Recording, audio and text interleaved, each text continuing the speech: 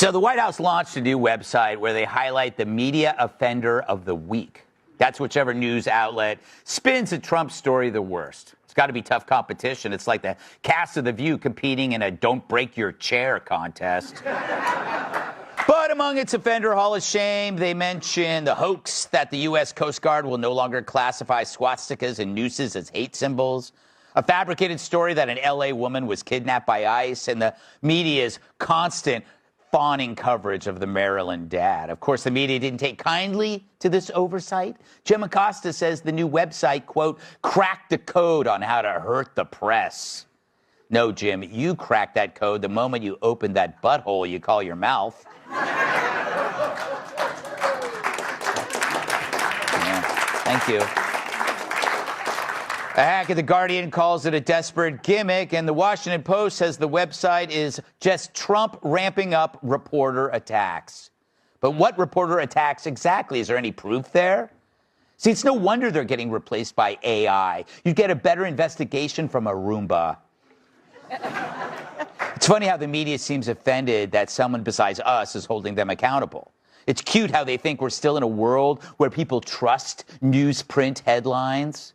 Yeah, and right before they turn to chuckle at the latest Marmaduke. But the world has changed. Everyone hates the media, including teens, according to a new survey. Of course, teens hate everything. That's why I have to keep painting my van a new color. But 84% of them describe the media as crazy, boring, fake, depressing. I felt like I was reading the latest Amazon reviews of some recent books. But about half believe the media makes up quotes. 6 out of 10 believe they take photos and videos out of context. And only a third believe that reporters correct errors when they actually happen. Hell, at least on this show, we always admit when we make mistakes. For instance, last night we called J.B. Pritzker fat when we meant really fat. And you know what? We regret the error. And we're going to do better next time.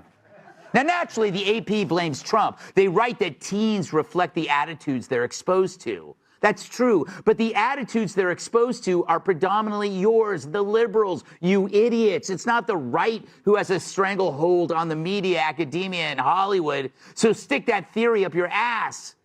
That is, if you can get it past your heads.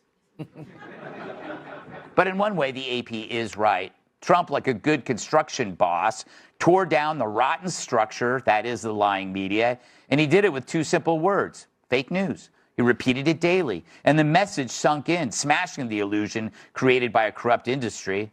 And today, we're all starting with a new environment. The news is now under construction, and the old tenants are looking more and more homeless every day. Wolf Blitzer just sold me an umbrella in Times Square.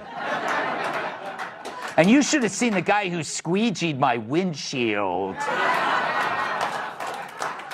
Yeah. Obviously, the media would prefer the old days when their manufactured narratives went unquestioned. But that era is dead. After the last decade of cover-ups and fictions, we developed the hoax instinct. So when a so-called bombshell story hits your news feed, it feels the way a story about a sighting of a Bigfoot would feel. You think, is it really Bigfoot? Or is there a more rational explanation? Remember, the media lies got ICE agents' cars rammed, and it got people shot and killed. Just yesterday, the media had people believing Trump was in poor health up to the minute he released his test results. So now it's time for the media to take their pants off for an examination. Trump may not be the first person to do it, but when he does it, the gloves are off. Emily, what I don't understand, beyond your unfathomable beauty, is that okay to say? Yeah. Okay, good. Maybe without the sarcasm. Okay. Leave the punchline. That's okay. Continue. How is the media still offended by somebody holding them accountable? It's like it's like they act like you can't do this. And they were just as horrified by President Trump's stamina. So now they're threatening to boycott based on the fact that, by the way, I love that there is, for every offender, a drop-down menu with the specific hoaxes and offenses that they've done. So if you go to the CNN section on the website, it'll list all of them. It is brilliant and hysterical.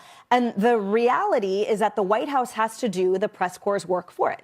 The White House has to put out there exactly what is true and what isn't, because the press corps refuses to. So now they're saying we're not going to cover anything anymore because you are putting up this website. But it's just the excuse, because remember, they threatened that when they said that Trump's pace was too much and they couldn't keep up. And the hyperbole about it, the sickened irony to me, is that they are less concerned with the hoaxes themselves and the damage that this has caused on Americans than they are with, for example, Rosie O'Donnell saying that it was verbal rape of a female reporter. Like, they're less concerned with the hoax than they are with this particular website putting them on blast. Yeah, they're not worried about the effects of the hoax, just that they got caught, Jeff. Yeah. I like this. I mean, we've been doing this forever. This show has been covering this stuff forever.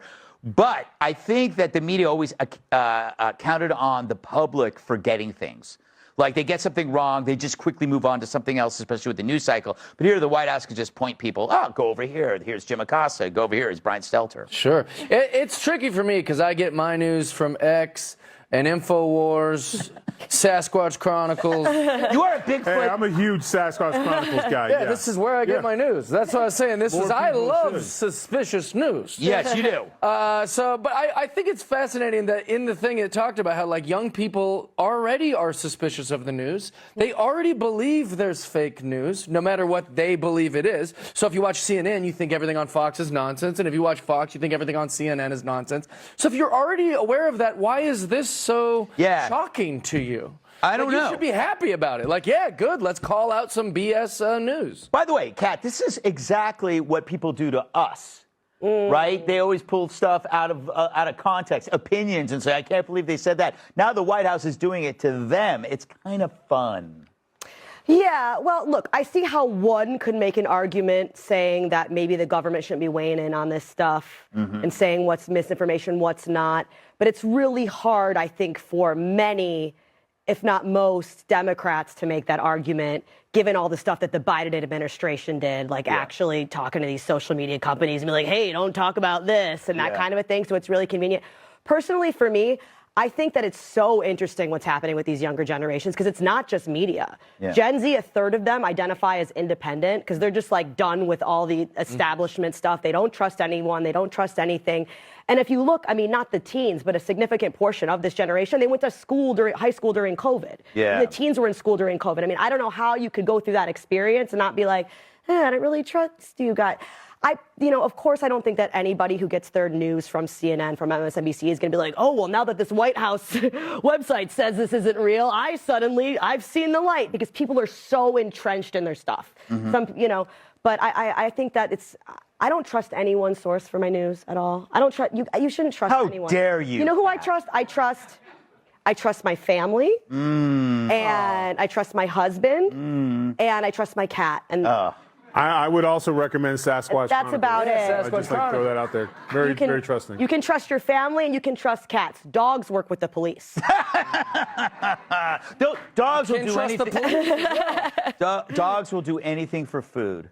Yeah, that's what I'm saying. My dog would sell me out for the tiniest little meatball. Oh, my God. I watched my Frenchie do that. Frenchies are terrible. They're a little horse. They're horse for food, I tell you. Tyrus. Yes. Listen, this is a typical mistake. I think a lot of men can understand what the White House was doing. This obviously was the president's idea, or a man standing next to the president who said, I have an idea. We're going to settle all these arguments with facts. Yeah.